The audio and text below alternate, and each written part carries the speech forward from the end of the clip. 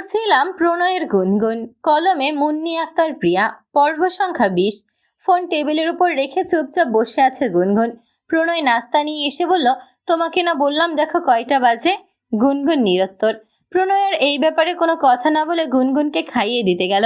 মুখের সামনে ধরে রাখা খাবারটুকু সরিয়ে গুনগুন বলল, আমি নিজে হাতে খেতে পারবো। প্রণয় বিস্ময় ও কিছুটা সন্দেহের দৃষ্টিতে তাকালো গুনগুনের দিকে। গুনগুনের অবশ্য কোনো ভাবাবেগ নেই, সে কোনো কথা বলছে না, প্রণয়ের দিকে তাকাচ্ছেও না, কেবল নিজের মতো করে চুপচাপ খাচ্ছে। নীরবতার মাঝে গুনগুনের চোখে মুখে ফুটে উঠেছে অদৃশ্য রহস্য। মনে হচ্ছে কিছু একটা লুকাচ্ছে সে। কিছুক্ষণ ঝিম মেরে বসে থেকে প্রণয় জিজ্ঞেস করলো, আমার হাতে খাচ্ছ না কেন আজ? এতকাল যখন নিজের হাতে খেতে পেরেছি এখনো পারবো। সেদিন আবেগের বসে কিনা বলে ফেলেছি, সেটা ধরে সারা জীবন বসে থাকলে তো হবে না। কি হয়েছে? একটু আগেও তুমি স্বাভাবিক ছিলে, আমি এখনো স্বাভাবিক আছি। আমি কি কিছু ভুল করেছি? না। তাহলে কেন রেগে আছো আমার উপর? আমি রাগ কেন করব? আমি রাগের সময় কেমন আচরণ করি আপনার জানা নেই। অযথা চিন্তা না করে আপনিও খেয়ে নিন। প্রণয় তীক্ষ্ণ দৃষ্টিতে গুনগুনকে পর্যবেক্ষণ করছে। খাবার মুখে নিয়েও গলা দিয়ে নামছিল না। তখনই গুনগুন বলল, আজ দুপুরে আমরা কোথাও বের না হই?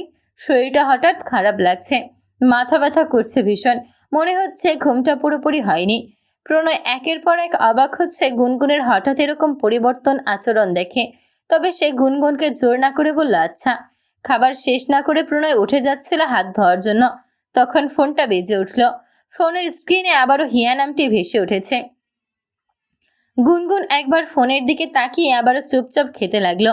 প্রণয় রিসিভ করে কথা বলতে বলতে বেসিনে গেল হাত ধুতে।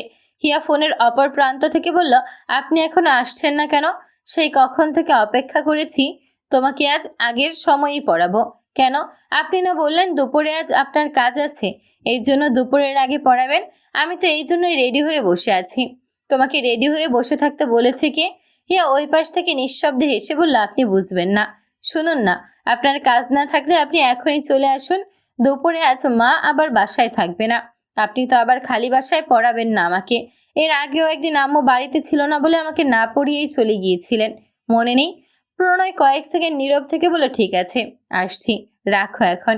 হিয়া কল কাটার পর প্রণয় ফোনটা প্যান্টের পকেটে রাখলো। রুমে গিয়ে টিস্যু দিয়ে হাত মুছে বলে, তুমি রেস্ট নাও, আমি আসছি। গুনগুন ছোট্ট করে বলল, হো। প্রণয় চলে যাওয়ার পর মুখের খাবারটুকু মুখে রেখে দরজার দিকে তাকিয়ে আছে গুনগুন। চোখ দুটো টলমল করছে। সে জানে না কে এই হিয়া, তবে এতটুকু জানে যে প্রণয় এখন হিয়ার কাছেই যাচ্ছে। হঠাৎ করে বুকের মাঝে তীব্র ঝড় শুরু হয়েছে। মনে ঢুকেছে অজানা ভয়। বাবার বলা কথাটি মনে পড়ছে বারংবার। তবে কি সে সত্যি প্রণয়কে বিশ্বাস করে ভুল করেছে? হিয়াদের বাড়িতে গিয়ে কলিং বেল বাজানোর পর দরজা খুলে দিল হিয়া নিজেই। লাল একটা 3 পিস পরেছে, ঠোঁটে লাল লিপস্টিক, কপালে ছোট্ট লাল টিপ, দুহাতে লাল রঙের কাচের চুড়ি। প্রণয় ভ্রু কুচকে তাকিয়ে আছে। হিয়া লাজুক হাসি দিয়ে বলল, ভেতরে আসুন। প্রণয় সোজা হিয়ার রুমে চলে গেল। হিয়া দরজা লাগিয়ে রান্নাঘরে গেল আগে। প্রণয়ের জন্য চা বানিয়ে তারপর নিজের রুমে গেল। ট্রে হাতে হিয়াকে রুমে আসতে দেখে প্রণয় জিজ্ঞেস করলো, আন্টি কোথায়? ঘরে ঘুমাচ্ছে। আপনি চা নিন, রাখো। প্রণয় আইসিটি বইয়ের ম্যাথগুলো দেখছে যে আজ কোনটা করাবে। হিয়া ওর সম্মুখে চেয়ারে বসে তাকিয়ে আছে প্রণয়ের দিকে। সে এত সুন্দর করে সেজে বসে আছে, অথচ প্রণয় একটা বারের মতো ফিরেও তাকাচ্ছে না। এতটা আনরোমান্টিক কোনো ছেলে মানুষ কি করে হতে পারে? হ্যাঁ পারে তো, সামনের মানুষটাই তো তার জলজ্যান্ত প্রমাণ। প্রণয়ের দৃষ্টি আকর্ষণ করতে হিয়া হাতটা বারবার নাড়াচ্ছিল, যার দরুন কাছের চুড়িগুলো অদ্ভুত রিনঝিন শব্দ তুলছিল নীরব রুমটিতে। প্রণয় বিরক্ত হয়ে বলল, কি সমস্যা? কই কি সমস্যা? এত হাত নাড়াচ্ছ কেন? আপনি তাকাচ্ছেন না কেন? মানে কি? চুড়িগুলো খুলে রাখো। আপনি এরকম নিষ্ঠুর আর আনরোমান্টিক কেন বলুন তো? আপনার জন্য এত সুন্দর করে সেজে বসে আছি, আর আপনি বলছেন চুড়ি খুলে ফেলতে। তুমি এরকম বউ সেজে কেন বসে আছো আমি তো সেটাই বুঝতে পারছি না। বললাম তো আপনার জন্য। এখন বলুন আমায় কেমন লাগছে? প্রণয় কয়েক সেকেন্ড হিয়ার দিকে তাকিয়ে থেকে শব্দ করে বইটা বন্ধ করলো। দাঁত কিরমির করে বলল, জঘন্য লাগছে। হিয়া আশাহত হয়ে তাকিয়ে আছে। প্রণয় বলল, তুমি যদি তোমার এসব উল্টাপাল্টা আচরণ বন্ধ না করো, তাহলে আমি কিন্তু তোমার বাবা মায়ের কাছে বিচার দেব, এবং এই টিউশনিটাও আমি আর করাবো না। আপনি সব সময় কেন এমন করেন আমার সাথে? প্রণয় আর রাগ ধরে রাখতে না পেরে বলল, তোমার মাথায় কি সমস্যা আছে কোনো? বোঝো না তুমি আমার কথা? আমার বউ আছে, আমি বিবাহিত, জানি আমি, জানার পরও এসব আচরণ কেন করতেছ? কারণ আপনাকে আমার ভালো লাগে, ভালোবাসি আমি আপনাকে। আমি আপনার দ্বিতীয় বউ হতেও রাজি আছি। প্রণয় বিস্ময়ে যেন কথা বলতেই ভুলে গিয়েছে। কোনো সুস্থ স্বাভাবিক মস্তিষ্কের মেয়ে জেনে শুনে দ্বিতীয় বউ হতে চায়? প্রণয় উঠে দাঁড়ালো, বলল, তোমাকে পড়ানো আমার পক্ষে সম্ভব নয়। হিয়াও তখন উঠে দাঁড়ালো, প্রণয়ের সামনে পত্রোধ করে দাঁড়িয়ে বলল, আপনি এভাবে আমাকে প্রত্যাখ্যান করে চলে যেতে পারেন না। সামনে থেকে সরে দাঁড়াও বলছি। না, ভালো মতো কথা শুনবা নাকি তোমার মাকে ডাকবো এখন আমি? বাসায় এখন কেউ নেই, শুধু আপনি আর আমি। প্রণয় এবার আরো অবাক হয়ে তাকিয়ে আছে। হিয়া তাকে মিথ্যা বলেছে। If you want you can sleep with each other before marriage, do you want না? প্রণয় দাঁত মুখ খিচে বলল, একটা থাপ্পড় দেবো বেয়াদব মেয়ে। তোমাকে আমি খুব ভালো মনে করতাম, কিন্তু এখন তো দেখছি তোমার মাথার সাথে চরিত্রেও সমস্যা আছে। মাথায় তো আগে সমস্যা ছিল না, আপনাকে দেখার পর থেকে হয়েছে। প্রণয় ওকে ধাক্কা দিয়ে সরিয়ে যেতে চাইলে হিয়া ওর পা পেঁচিয়ে ধরে বলল, আপনি যদি আর এক পা সামনে আগান তাহলে কিন্তু আমি চিৎকার করব। তখন কি হবে বুঝতে পারছেন? সবাইকে বলবো বাড়িতে একা পেয়ে আপনি আমাকে রেপ করার চেষ্টা করেছেন। প্রণয় থম মেরে দাঁড়িয়ে আছে, বুঝতে পারছে যে সে ফাঁদে আটকা পড়ে গেছে। এখান থেকে রাগারাগি করে বের হওয়া যাবে না, মাথাও গরম করা যাবে না। যা করার বুদ্ধি দিয়ে কৌশলে মাথা ঠান্ডা রেখে করতে হবে। প্রণয়কে নিশ্চুপ দেখে হিয়ার ঠোঁটে জয়ের হাসি ফুটে উঠল। সে বসা থেকে উঠে দাঁড়িয়ে প্রণয়ের গলা জড়িয়ে ধরে বলল, এর চেয়ে ভালো যা হওয়ার দুজনের আপোষেই হোক। কি বলেন স্যার? প্রণয় নিশ্চুপ। হিয়া প্রণয়ের গলায় বুকে হাত বুলিয়ে ফিস ফিস করে বলল, কত রাত আপনাকে নিয়ে আমি স্বপ্ন দেখে কাটিয়েছি আপনি জানেন না। আপনাকে একটু ছোঁয়ার জন্য, কাছে পাওয়ার জন্য, আদর করার জন্য আমার মনটা অতলা হয়ে গেছে। আমার সারা শরীর মন আপনার জন্য উন্মাদ হয়ে গেছে। এখন আর কোনো ছেলেকে আমার ভালো লাগে না। আমার শুধু আপনাকে চাই, আপনার আদর চাই। কথা বলতে বলতে হিয়া প্রণয়ের ঠোঁটে চুমু খেতে গেলে প্রণয় বাধা দিল। তবে এবার রাগ দেখিয়ে নয়, বরং হাসি মুখে বলল, সব কি এখানেই হবে নাকি রুমে যেতে পারবো আমরা? খুশিতে ঝলমল করে উঠল হিয়ার চোখ মুখ। সে আনন্দিত কণ্ঠ বলল, অবশ্যই পারি, কেন পারবো না? আসুন। হিয়া প্রণয়ের হাত ধরে রুমে নিয়ে যাচ্ছে। প্রণয় বাধা দিল না। রুমে যেতে যেতে পকেট থেকে ফোন বের করে দ্রুত অডিও রেকর্ডারে ঢুকে রেকর্ড অন করে ফোনটা হাতে নিল। হিয়া প্রণয়কে বিছানায় বসিয়ে নিজেও পাশে বসলো। প্রণয় তখন ফোনটা বিছানার ওপর, ফোনটাকে উপর করে রেখে হিয়ার দিকে তাকালো। জিজ্ঞেস করলো, আমাকে কবে থেকে ভালোবাসো? প্রথম দিন থেকেই। যখন জানলে আমি বিবাহিত এরপরও ভালোবাসতে? হ্যাঁ। আপনার বউকে নিয়ে আমার কোনো সমস্যা নেই, চাইলে তাকে রাখতে পারেন অথবা ডিভোর্সও দিতে পারেন। শুধু আমাকে একটু ভালোবাসেন, একটু আদর করেন। হিয়া প্রণয়কে জড়িয়ে ধরতে গেলে প্রণয় কৌশলে বাধা প্রদান করে হিয়ার দুহাত ধরল। হাতের পিঠে আলতো করে স্লাইড করে বলল, তোমার মা আজ বাসায় নেই, এরপর আমাকে মিথ্যে বলে কেন আনলে? কেন আবার? আমি তো জানি সত্যিটা বললে আপনি আসবেন না। এই যুগে এত সৎ থাকলে হয়? আচ্ছা, আপনার কখনো আমাকে দেখে মনে কোনো ইচ্ছে জাগেনি? আদর করতে মন চায়নি? রাগে প্রণয়ের মাথার রগ দপদপ করছিল। ইচ্ছে করছিল এখনই হিয়াকে খুন করে ফেলতে। গুনগুন যদি ওর জীবনে না থাকতো তাহলে হয়তো সত্যি প্রণয়কে খুন করার জন্য দ্বিতীয়বার ভাবতো না। কিন্তু এখন পরিস্থিতি ভিন্ন। তাই দাঁতে দাঁত চেপে সহ্য করে প্রণয় বলল, তুমি কি সৎ নও? আমার আগেও অন্য কাউকে ভালোবাসতে, এভাবে আদর চাইতে? এসব নিয়ে কথা বলবো না, আপনার শুনতে ভালো লাগবে না। না না, সমস্যা নেই। নতুন জীবন শুরু করার আগে দুজনের ব্যাপারেই দুজনের জেনে নেওয়া ভালো। আমার ব্যাপারে তো তুমি সবই জানো, কিন্তু তোমার ব্যাপারে তো আমি কিছুই জানি না। ঠিক আছে, বলছি। আপনার আগেও আমার এক ছেলের সাথে সম্পর্ক ছিল। এখন নেই কেন? এখন আমরা কেউ কাউকে আর পছন্দ করি না তাই। ও, তোমরা ইন্টিমেট হয়েছিলে? হ্যাঁ, 3 বার। আচ্ছা, এখন আমি তোমাকে কিভাবে বিশ্বাস করি বলো তো?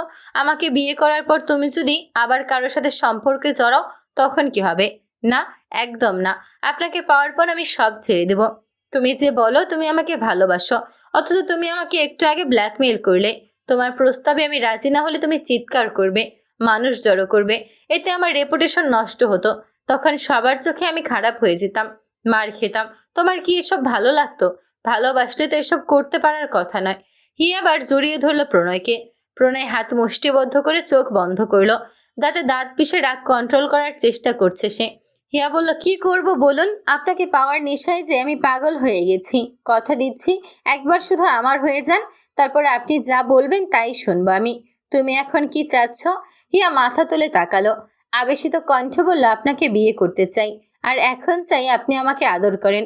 প্রণয় জোরপূর্বক মেয়েকে হাসি দিয়ে এক হাতে হিয়ার চুলগুলো নেড়ে চেড়ে বলল, কিন্তু বিয়ের আগে তো আমি কোনো শারীরিক সম্পর্কে জড়াতে পারবো না হিয়া। কেন পারবেন না? কারণ এসব পাপ। হিয়া জেদ ধরল, উতলা হয়ে বলল, এত পাপ পুণ্য আমি জানি না কিছু। আপনাকে আমার এখনই চাই মানে চাই। আর যদি আমার কথা না শোনেন তাহলে কিন্তু আমি সত্যিই চিৎকার করব। প্রণয় বুঝলো এই মেয়ে খুব চতুর, তবে সে নিশ্চয়ই প্রণয়ের থেকে বেশি চতুর নয়। প্রণয় হিয়ার মাথাটা ওর বুকে নিয়ে বাম হাত দিয়ে রেকর্ডার অফ করে দিল।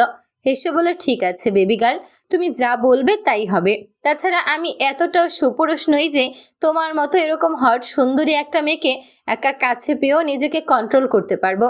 আমি তো ফার্স্টে শুধু তোমার বাবা মায়ের ভয়ে পিছিয়ে গিয়েছিলাম, কিন্তু এখন আর আমি নিজেও থাকতে পারছি না। হিয়া আনন্দে ঝলমল করে জামা খুলতে গেলে প্রণয় বাধা দিয়ে বলল, না, এভাবে না। তুমি একটু আগে না বললে আমি নাকি আনরোমান্টিক? আজ তোমাকে দেখাবো আমি কতটা রোমান্টিক। এত ইজিলি সব হয়ে গেলে রোমান্স আর থাকলো কোথায় বলো? তাহলে তোমার নাইট ড্রেস নেই? আছে তো, যাও পরে আসো। হিয়া খুশি হয়ে লাজুক হাসি দিয়ে বলল, ঠিক আছে, বেশি দেরি করবে না কিন্তু, তাড়াতাড়ি আসবে। হ্যাঁ হ্যাঁ, যাবো আর আসবো। হিয়া আলমারি থেকে নাইট ড্রেস নিয়ে ওয়াশরুমে যেতেই এই সুযোগে প্রণয় ফোন নিয়ে বাইরে চলে গেল।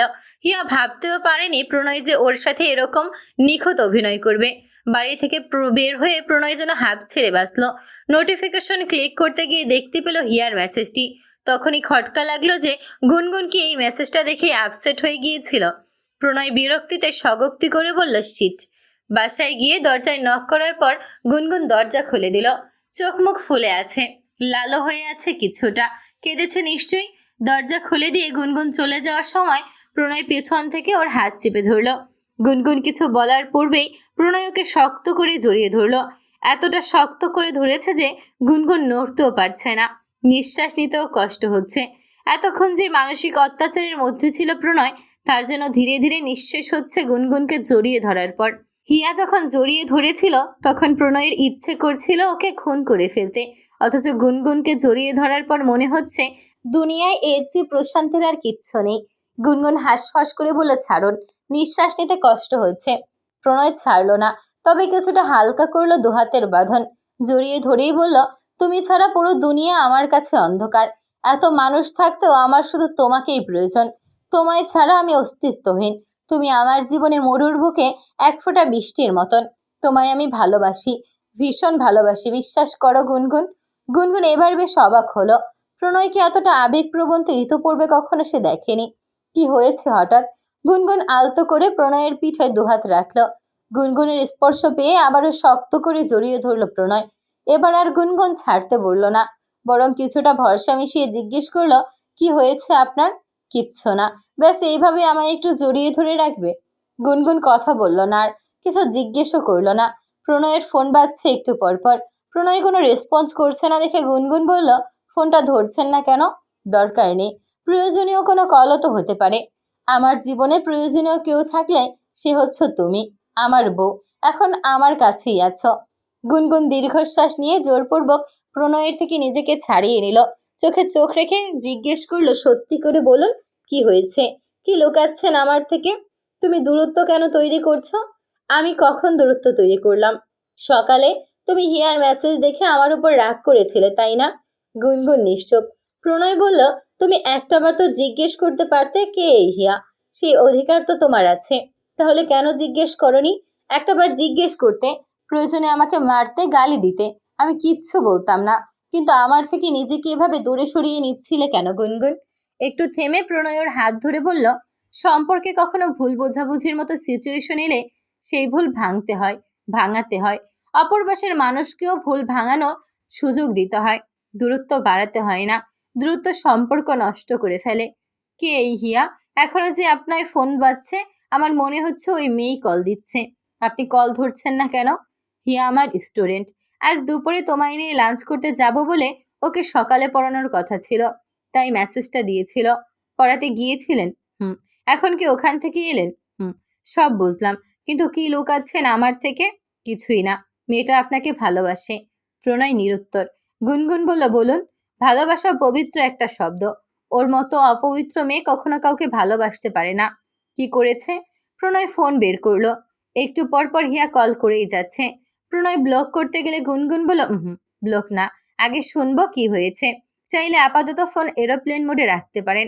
প্রণয় তাই করলো।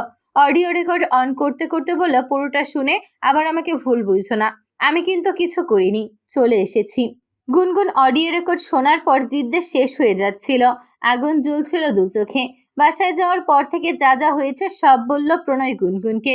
গুনগুন রাগ কন্ট্রোল করে বলল, কথাগুলো রেকর্ড করে ভালো করেছেন, পরে আবার কখনো ব্ল্যাকমেল করতে এলে কাজে দেবে। শেষের কথাগুলো কেটে দিতে হবে। আপনি আমার স্বামী, তাই আপনাকে আমি বিশ্বাস করি, কিন্তু অন্যরা তো নাও করতে পারে।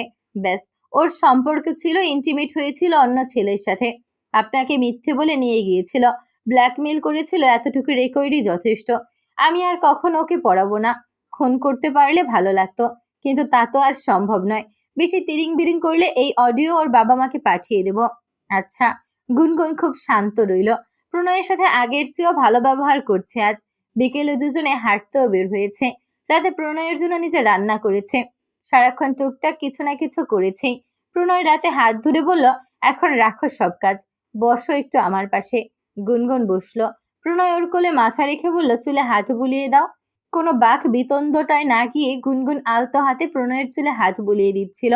আরাম পেয়ে প্রণয় ঘুমিয়ে যায়। তখন ওর ফোন থেকে অডিও ক্লিপটা নিজের ফোনে নিয়ে নেয় গুনগুন। সকাল 10:35। কিছুক্ষণ আগেই প্রণয় 5-এর বাচ্চা মেয়েটাকে প্রাইভেট পড়াতে গিয়েছে। গুনগুনে ক্লাসের উদ্দেশ্যে গিয়েছে ভার্সিটিতে। তখন মাসুদের কল আসে ওর ফোনে। রিসিভ করার পর মাসুদ বলল, সেমডি আজকে বাসায় নেই, কলেজে গেল দেখলাম। ঠিক আছে, আপনি এখন কোথায়? ওর বসার সামনেই। কি করবো এখন? আপনার বন্ধু বান্ধবগুলো আপনার সাথে আছে না? ওই মেয়ের কলেজের সামনে চলে যান, আমিও আসতেছি। ঠিক আছে, আর খবরদার প্রণয় যেন এখনই কিছু জানতে না পারে। হনো গুনগুন, হইতে পারে তুমি আমার শত্রু, কিন্তু দিন শেষে আমার বন্ধুর প্রাণপ্রিয় প্রিয়তমা বউ তুমি। তুমি আমারে একটা কাম দিছ বিশ্বাস কইরা, তাই কইরা দিতাছি। তোমার বিশ্বাসও ভাঙবো না, আর প্রণয়ও কিছু জানবো না, চিন্তা কইরো না। গুনগুন নিঃশব্দে হেসে বলল, ঠিক আছে। কল কেটে রাধিকাকে বলল, চল। এখন কি ওই মাইয়ার কলেজে যাবি? হ্যাঁ, কথা বলবো। আইডি কার্ড গলায় না ঝুলিয়ে ব্যাগে রাখ এখন। কথা বলবি ভালো কথা। তাইলে প্রণয় ভাইয়ার বন্ধু বান্ধবরে পাঠাইছিস কেন? আশ্চর্য, সেফটির দরকার নেই? ওই মেয়ের এলাকায় গিয়ে আমি একা কথা বলতাম, পরে কোনো ঝামেলা করলে? অডিও শুনে বুঝিসনি এই মেয়ে কতটা সাংঘাতিক? তাও অবশ্য ঠিক বলেছিস। 10 মিনিটের মধ্যেই রাধিকাকে নিয়ে হিয়ার কলেজে পৌঁছে গেল গুনগুন। গতকাল রাতে কথায় কথায় প্রণয়ের থেকে হিয়ার বাড়ির ঠিকানা ও কলেজের নাম ব্যাস জেনেছিল। এরপর রাতে যখন প্রণয় ঘুমিয়ে পড়েছিল, তখন গুনগুন মাসুদকে কল করে বলেছিল সকালের দিকে হিয়ার বাসার সামনে থাকতে, কারণ প্রণয়ের কাছে শুনেছিল হিয়া নিয়মিত ক্লাস করে না। আজও ক্লাস করবে নাকি বাসায় থাকবে এটা জানার জন্যই সকালে মাসুদকে ওর বাড়ির সামনে যেতে বলেছিল। মাসুদ ছেলে পেলে নিয়ে মেইন গেটের সামনে দাঁড়িয়েছিল। গুনগুন গুনে দেখলো মাসুদ সহ মোট 9 জন এসেছে। এত মানুষও আশা করেনি গুনগুন। অবশ্য খারাপ না, এতে ভালোই হয়েছে। মাসুদ বলল, এখন কি করতে হইব? বলছি, রাধিকা গিয়ে খবর পাঠিয়ে হিয়াকে ডেকে নিয়ে আসবে। আর আপনারা সবাই খেয়াল রাখবেন, কোনো ঝামেলা যদি হয় তাহলে যেন কেউ কোনো ভিডিও করতে না পারে। যদি দেখেন কেউ ভিডিও করছে, সাথে সাথে ফোন নিয়ে ভেঙে ফেলবেন। মাসুদ মাথা নাড়িয়ে বলল, আচ্ছা। গুনগুনের কথা মতো রাধিকা গিয়ে দপ্তরির মাধ্যমে হিয়ার কাছে খবর পাঠালো। ক্লাস ছিল 2 তলায়। রাধিকা নিচতলায় অপেক্ষা করছিল। হিয়া নিচে এসে বলল, আপনি আমায় ডেকে পাঠিয়েছেন? রাধিকা বলল, হ্যাঁ। তুমি হিয়া? জি। কিন্তু আপনাকে তো আমি চিনি না। সমস্যা নেই, চিনে যাবা। ক্যান্টিনে গিয়ে বসি আমরা। ক্যান্টিনে? আচ্ছা, তাহলে আমি ক্লাসটা শেষ করে আসি। এই ক্লাস শেষেই টিফিনের সময়। ঠিক আছে, সমস্যা নেই, আমি ক্যান্টিনে অপেক্ষা করছি। রাধিকা গিয়ে গুনগুনকে হিয়ার বলা কথাগুলো বলার পর গুনগুন বলল, আচ্ছা, সমস্যা নেই। ক্যান্টিন এখন একদম ফাঁকা। রাধিকা আর গুনগুন একটা টেবিল দখল করে বসলো। অন্য টেবিলে 2-3 জন করে ছড়িয়ে ছিটিয়ে বসলো বাকিরা। 15 মিনিট পর ঘন্টা বাজার শব্দ হলো। টিফিনের সময় হয়েছে তাহলে। মিনিট 5-এর মধ্যে হিয়া এলো। মাসুদ তখন গুনগুনের পাশে দাঁড়িয়েছিল। হিয়াকে আসতে দেখে বলল, ওই যে আইতাছে। দেখো কামড়া, সবাই পড়ছে কলেজের ইউনিফর্ম, আর এই সেরি নীল জামার লগে লাল লিপস্টিক পইরাইছে। দেখা মনে হইতাছে একটা হারপিকের বোতল। রাধিকা ফিক করে হেসে বলল, ভাইয়া, লিপস্টিক না, লিপস্টিক হবে। ওই হইল আর কি। হিয়া একদম কাছাকাছি চলে আসার পর মাসুদ কাউন্টারে গিয়ে বলল, ও ভাই, আপনারা না কইলাম আমার দুটো সিঙ্গারা দিতে, দেন। রাধিকা উঠে গুনগুনের পাশে বসে বলল, বসো। হিয়া এতক্ষণ গুনগুনের পিঠের পেছনে ছিল। এবার মুখোমুখি বসতেই হাসি হাসি মুখটায় অন্ধকার নেমে এলো। অনেকক্ষণ তাকিয়ে থেকে বলল, আপনাকে কেমন যেন চেনা চেনা লাগছে। গুনগুন চোখ মুখ শক্ত করে বলল, আমি গুনগুন, প্রণয়ের ওয়াইফ। হিয়া টেবিলের উপর দুহাত দিয়ে জোরে শব্দ করে হেসে বলল, ফাক, তুই সেই মেয়ে তাহলে। রাধিকা কিছু বলতে গেলে গুনগুন ওকে থামিয়ে দিয়ে বলল, আমি তোমার সাথে ভদ্রভাবে কথা বলছি। তো তো তুমিও ভদ্রতা বজায় রাখো। আফটার অল এটা তোমারই কলেজ, কিছু হলে বদনাম তোমারই হবে। তুই আমাকে ভয় দেখাচ্ছিস? আমি ভয় দেখাই না, ভয় পাওয়াই। মাগি, কি করবি তুই? বল কি করবি? তুই জানো স্বামীকে কি করতে পারবি? গুনগুন চোখের পলকেই বসা থেকে উঠে হিয়ার দুই গালে পরপর 6টা থাপ্পড় দিয়ে চুলের মুঠি ধরে বলল, প্রস্টিটিউট, তুই জানিস স্বামীকে? এসেছিলাম তোকে ভালোভাবে বোঝাতে, সাবধান করতে, কিন্তু তুই আমার ভালো ব্যবহার ডিজার্ভ করিস না। ক্যান্টিনের বাকি সবাই হতবাক হয়ে তাকিয়ে আছে। গুনগুন আরো একটা থাপ্পড় দিয়ে বলল, শরীরে জ্বালা যদি খুব বেশি হয় তাহলে পতিতালয়ে গিয়ে জ্বালা মিটিয়ে আয়। অন্যের স্বামীর পেছনে ঘুরছিস কেন? হিয়া গুনগুনকে মারতে গেলে ওর 2 হাত মুষ্টে ধরল গুনগুন। সমস্ত রাগ জেদ মাথায় চড়ে বসেছে এখন। যেভাবে পারছে ইচ্ছা মতো মারছে হিয়াকে। মারতে মারতে মাসুদকে দেখে বলল, ওর যত মেসেজ, সস, অডিও রেকর্ড আপনাকে পাঠিয়েছিলাম সব কলেজের হেড স্যারকে গিয়ে দিন, প্রত্যেকটা টিচারকে দেখান। আমিও দেখব ও কোন পাওয়ার দিয়ে এই কলেজে পড়ে। এত কিছুর পরও যদি ওকে কলেজ থেকে বহিষ্কার না করে তাহলে আমি সরাসরি সোশ্যাল মিডিয়ায় জানাবো যে ওর মতো একটা প্রস্টিটিউট যে কিনা এই কলেজে পড়ে। মাসুদ মাথা নাড়িয়ে বলল, ওকে। শেষ আরো 2টো থাপ্পড় দিয়ে হিয়াকে ছুঁড়ে চেয়ারে ফেলে ক্যান্টিনে অবস্থিত সবার উদ্দেশ্যে বলল, এর থেকে সবাই দূরে থাকো, তোমাদেরই ভালো হবে। এরপর হিয়া ওকে বলল, আমাকে রাগিয়ে কাজটা ঠিক করিসনি। একেই তো তুই আমার স্বামীর দিকে নজর দিয়েছিস, তার উপর আমার সাথে খারাপ ব্যবহার করেছিস, এখন আবার আমাকে হুমকি দিচ্ছিস। তোর কোন বাপকে নিয়ে আসবি আসিস, আমিও দেখতে চাই তুই কে আর কি করতে পারিস। তোর এসব কুকর্ম তোর পরিবার পর্যন্ত চলে যাবে, চিন্তা করিস না। আর কখনো যদি আমার প্রণয়ের আশেপাশে তোকে দেখি তাহলে সেদিন তোকে আমি জানে মেরে ফেলবো। টেবিলের ওপর থেকে ব্যাগ নিয়ে গুনগুন মাসুদকে বলল, মাসুদ ভাই, ক্যান্টিনের সিসিটিভি ফুটেজ থেকে এই সময়টুকু ডিলিট হওয়া চাই। মাসুদ মাথা নাড়িয়ে বলল, হয়ে যাবে। গুনগুন বাঘিনীর মতো বেরিয়ে এলো কলেজ থেকে। অনেকগুলো বিস্মিত চোখ গুনগুনকে দেখছে আর ভাবছে কতটা পার্থক্য দুজনের মধ্যে, অথচ দুজনেই নারী। একজন আত্মসম্মানহীন আর একজন আত্মমর্যাদা সম্পন্ন। কোনো নারী হোক বা বউ, তাকে এমনই হতে হবে, ঠিক গুনগুনের মতো।